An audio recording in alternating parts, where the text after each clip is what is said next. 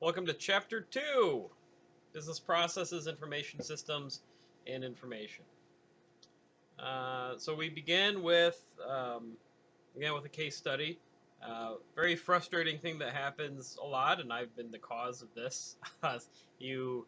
Everyone's time is valuable. You call a meeting, you expect everybody to be prepared. Some people miss, some people are late, some people are there but not even prepared. What does that do? Well, it kills morale, it frustrates everybody, it makes you look bad, it lets your teammates down, or you are let down if you're not the person doing it. There's poor communication that happens, there's interpersonal conflicts. Something that happened at State Farm all the time is we'd have weekly meetings, we would have a problem, we'd have about 8 problems on the docket, we'd spend 45 minutes out of the hour talking about one of them, we would come to a conclusion, and then we would solve maybe 2 other problems because we only had so much time, and we'd leave 5 things tabled. The next week, that one problem that we spent 45 minutes on, we would cover it again for another like half hour. It was very inefficient. It was rare that we completed a meeting in full, had resolutions, and didn't have to revisit those resolutions. So how can we use information systems to remedy this? And do people buy the excuse of, like what Felix said, I got the meeting minutes from last meeting, but I couldn't download the attachment. And then being in the meeting and forcing all these questions to come up because they did not read the attachment. No one's going to buy that. That's not acceptable. So how are we going to be better analysts, and how can we avoid this happening?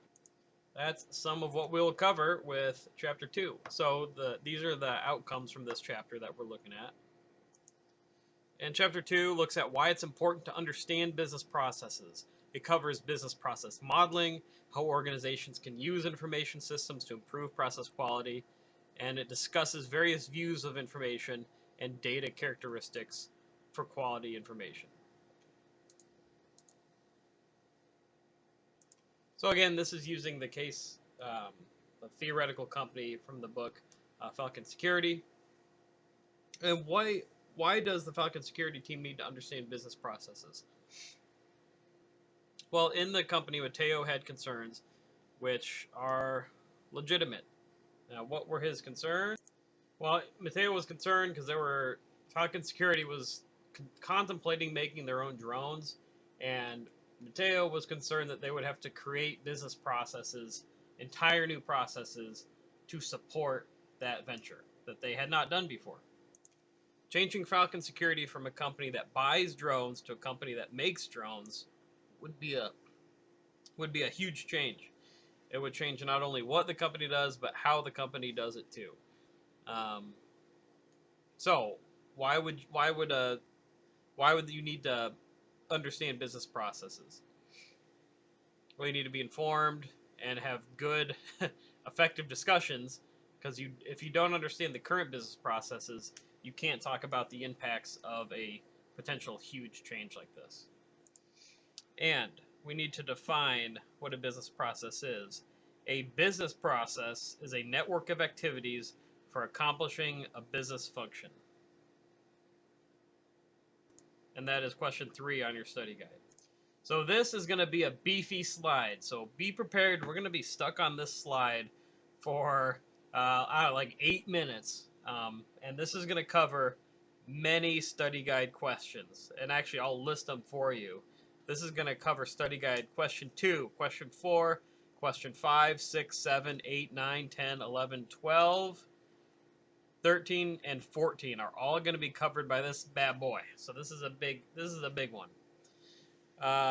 So this is a business model of a hypothetical online bike part retailer named Best Bikes. That's clever. Now this is an abstraction of Best Bike's basic business processes. It's a lot of alliteration here. Then how these processes could be modified if the company decided to print its own parts instead of buying them from suppliers. So let's start from the top here with what's going on. What we're doing is creating an abstraction or model of a company's current process, and that helps teams have an informed and better discussion about developing new business processes. That's one of the powerful reasons why we do this, to understand what's happening. So that is a true statement. And this is a swim lane format. This is a swim lane format.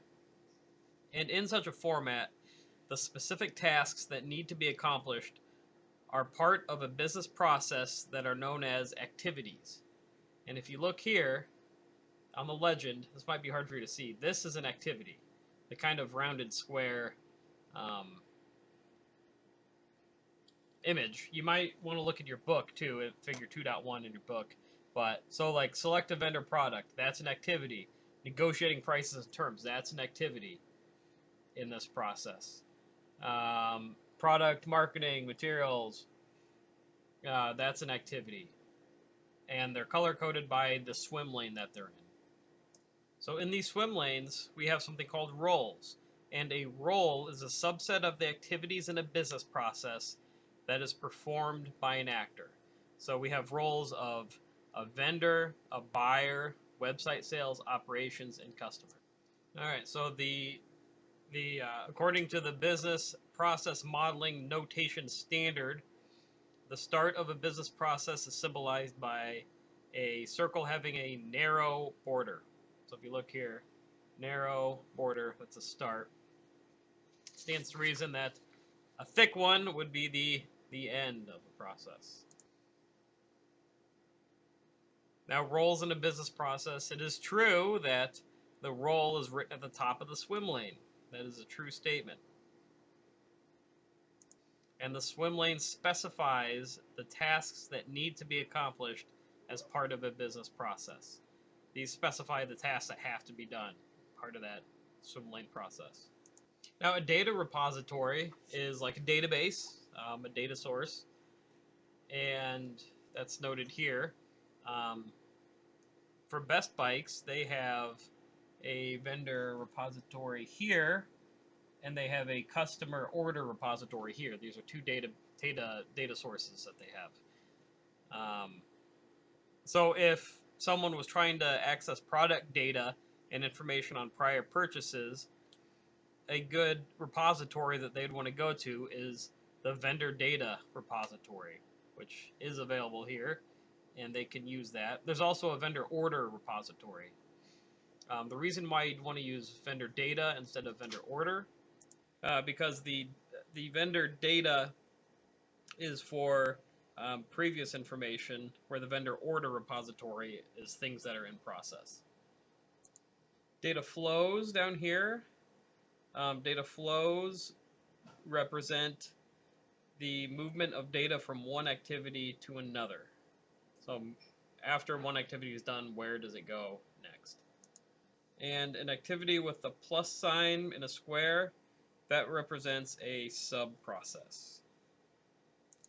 And this one's kind of an abstract idea, but the medium of a data flow is not important.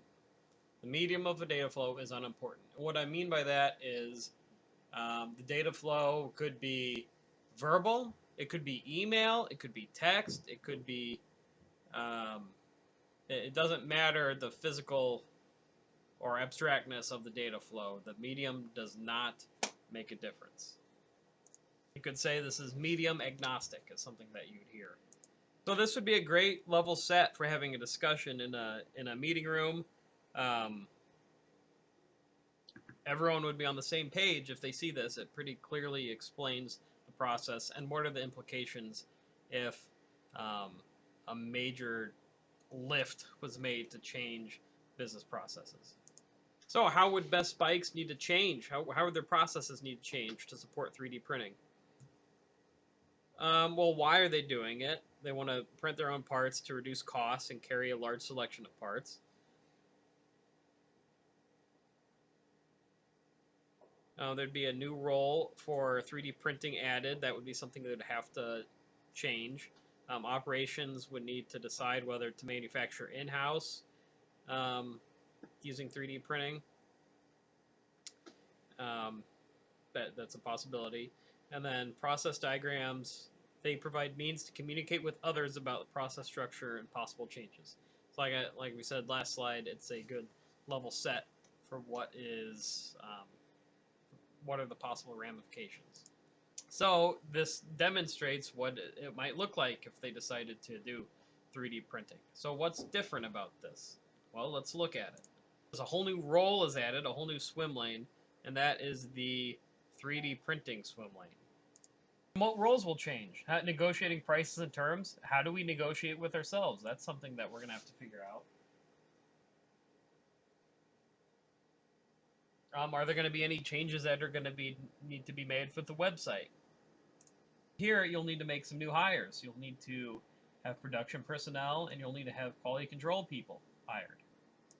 This is a much more concrete way of looking at the possible effects of a new product line or a new strategy on a business. So another role of information systems is how can we improve quality with it? Well, look at current processes for this theoretical company do not support 3D printing. So we need to think about what are our dimensions of process quality, our efficiency, and effectiveness. And efficiency is the ratio of benefits to cost. Effectiveness is what enables our organization to accomplish that strategy. So you come up with a strategy, and then you find the best ways to do that. And an effective business process enables an organization to accomplish its strategy. And that's an important part of the dimensions to measure process quality. You want to have, you want your business processes to support and help accomplish the strategy. So let's say Best Bikes doesn't want to make their own, they don't want to do 3D printing, say they don't want to do that. But how could they still improve quality? Well, one thing you could do is instead of having multiple data repositories like they used to for vendor data, now you have vendor purchase and order data combined into one repository. And we can see where we're accessing that data within the swim lanes here. There used to be like historical info and then upcoming and current purchase info over here, but now we've just combined them into this data source that streamlines things, and now you don't have to dual maintain. Now you don't have to do like a SQL poll to say, well, this purchase has been completed, now we need to store it. You've used visualization to streamline something and increase accuracy, and that's definitely part of supporting the overall business strategy that drives things forward. There are some other costs that we need to consider here when we're looking at all this. Well, there are infrastructure costs because a computer network, email, other systems are needed to support these data flows. So that's something that we're going to have to keep in mind when we're modeling this. And that we've just streamlined part of that, which is great. And what are the characteristics of those components? Well, we have 5 components of information systems. So what do these look like? Well, starting from left, which is the most automatable, hardware, software, data, procedures, and then people. So it kind of gets more from, starts at the robot, ends with humans. And automation moves work from the human side to the computer side. So you start sucking processes from here over to here with automation. It's kind of that data flow. And that's where, like in chapter 1, we talked about making yourself marketable, creative work. That's going to help keep you here instead of getting sucked into this robotic hellscape. This is actually another slide that's going to be fairly important to the study guide. Not quite as much as the other one, but this one we're going to answer question 1, question 33, 31, 34, 35, 36, 37, and 38. So buckle up. Now, something that is a true statement is that members of a team in a company need to understand business processes since they need to evaluate new technologies. It's kind of goes back to the swim lane thing. But they need to understand all of these components as well to understand the processes. All right, now you'll notice here some labels: actors, instructions, and bridge. Well, the actors, they're the outermost parts, and they can take action. You can more easily switch out people or switch out hardware. That's pretty transactional, so that's good. And then the procedure component of the information systems framework provides instructions for the people. Procedures, that's what this does. They are they're what people are supposed to do. Now, if you've worked in any sort of job with data or with processes or procedures, you'll know that people will often mess these up, and there are procedures put in place to avoid that happening that people still manage to mess up. Hardware, physical components. Software is like the operating system that utilizes that manipulates that hardware to do what we need to do. Data is what's valuable to a business that is stored on the hardware via software. Procedures are how people input the data into the system, and then people are nuts. Data here on the information systems framework. Data is the bridge between the computer side and the human side. Data is what people are throwing onto the system. The system is what allows people to grab data from it. This is kind of what connects the two. Activities formerly done by people following procedures are moved to computers that perform the work by following instructions and software. The activities are said to be automated.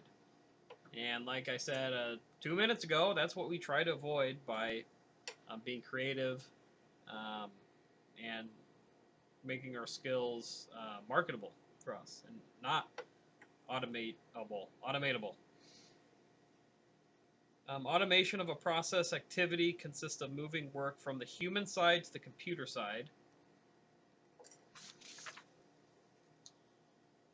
And information systems that are labor saving may not be efficient. So if you use information systems to improve process quality, there is a chance that labor saving may not be efficient. And what we mean by that is if you automate too many jobs or cut too many people, you'll end up with a situation where you'll have to get that labor back because you took too many off.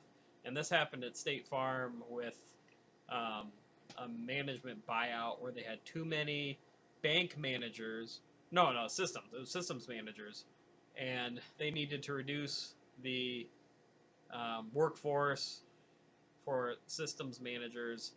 They needed like a 10% shave, and they offered a buyout package, and like 35% of them took it. So they had to pay out this really nice salary buyout package, and then they had to hire back like 100 systems managers. That was not labor saving. Best bikes and how they could improve quality. Again, let's say there is a situation where there's a vendor, and we'll say they're called General Sports, and they frequently ship fewer items than requested, so the quantity received is fewer than quantity ordered, and in one case it shipped too many parts.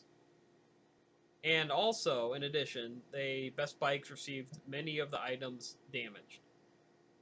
Alright, so if you're not storing this and looking at it, you're not going to notice a trend with that. You're just going to think, okay, well, there was an oopsie, whatever. But if you store it and you analyze that, you will see trends, or you will see, you'll see problems for sure. And so you'll know, because there's a cost with getting damaged goods. There's a cost with not getting as much as you order. So if you store it and analyze it, it makes your buying process more effective. It can, hopefully, if you use it, improve efficiency and effectiveness. And it only does that if you use this data. Let's look at some definitions. Defining what information is. So there's a couple different definitions. Knowledge derived from data, meaningful context, Process data, data processed by summing, ordering, averaging, grouping, comparing, or similar operations. I also say modeling for that. Um, and it's just a lot of different things that you could look at. A difference that makes a difference. I don't know what that quote means. That the book puts this there, or the Pearson puts that there. I don't know what that means, but there's a difference that makes a difference. Great. Um, but information, you have data, which is just like a ton of numbers, and information is some meaningful story that that data tells, and being able to tell that story. 72 from the study guide. Regarding characteristics of good information, information must hold an appropriate relationship between its cost and value. So what does that mean? Perfect information, but it might cost a lot of money. Or you can have not great information and it's worth nothing. So you want to have information that will answer what you need answered, but is not going to cost a ton of money to do it. So setting up an ordering database like this, that's going to cost some money, but this is going to give you really valuable information. If you wanted to go a step further and get pictures of every item and store it in here, that's going to take a lot more storage space, a lot more programming, and that's not really cost effective. That's not really adding much value. It's actually adding some confusion and data paralysis. So that's what I mean by that. It is information. A graph itself is not information. A graph is data, and you can use it to conceive information. You can use it to tell a story. Your ability to conceive information from data is determined by your cognitive skills. And this, again, is something that's going to set you apart from other analysts, your cognitive abilities at doing this. People can perceive different information from the same data. Have you ever looked at a chart that someone else looks at and you think a totally different story? That can definitely happen. So let's look at this. Does this graph contain information? Well, you're going to cognitively look at this and interpret what it's saying.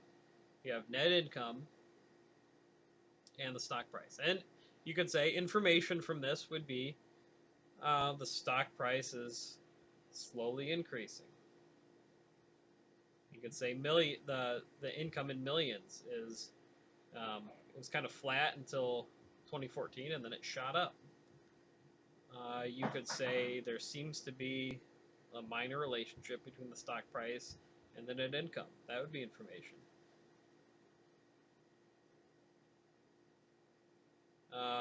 Let's see, another story that someone could read that another person could read is you could say that the stock price does not fluctuate as much as the net income, even though they're both trending in the same direction. Could look at this, and one could say that the stock price is undervalued because it's not keeping up with the net income. So there are many, and the other analysts could say, well, the stock price is not tied directly to the net income, even though they're the only two data points on this graph. Contain information, but no, this contains data, but you are providing the information by cognitively looking at it and interpreting it. I would normally skip over this slide about augmented collaboration and HoloLens, but because we're doing distance learning, I'll bring it up because augmented reality would be pretty sweet to be able to do a class with augmented reality, have everybody put an Oculus Rift on and do this. It could be beneficial to students. It would definitely make distance learning possibly better. What about privacy concerns? Well, they're all over the place. I'm not really going to give an opinion on that, but Facebook owns Oculus, so they've already got all of your secrets and information. Our privacy's gone. So I guess I will give my opinion. That's what it is. So what are characteristics of data? This is one where we have a couple questions from the study guide. Question 55, 56, 57, 68, and 71 come from this slide. So what data characteristics are necessary for quality information? Quality information has to be it should be accurate, timely, relevant to the context, relevant to the subject. It should be just sufficient. I was talking a couple slides back about if you want a database that has pictures of the product, that might be overkill. It should be just enough to do what you need. It's got to be worth its cost. So let's look at question 55. Data is defined as recorded facts or figures. That is what we are defining data as here for this class. That's good. Looked at something like a person named John. Their height is 6 feet 3 inches. That is data. That is a type of data. It's not information because there's no context. It's not a procedure. It's not content. It's data. It's just a number without context. The fact that Joe works 9 hours per day, once again, is data. It's not a sample. It's not content. It's not information. And the reason why it's not information is because there's no context with it. There's no context. It's just Joe works 9 hours. Now, it would become information if you were looking at a data set where it is illegal to work more than 7 hours. And if he works 9 hours, well, suddenly that is information. It's that Joe's working too much. Characteristic of good data is it must be contextually relevant. It has to be relevant to what you're talking about. And relevant information is information that directly pertains both to the context and to the subject. I think of my daughter, my 5-year-old. When I ask her, she's very good at manipulating situations and answering the question that I didn't ask. So I'll say, I'll find a wrapper of ding-dongs in her bedroom, and I'll say, did you have ding-dongs?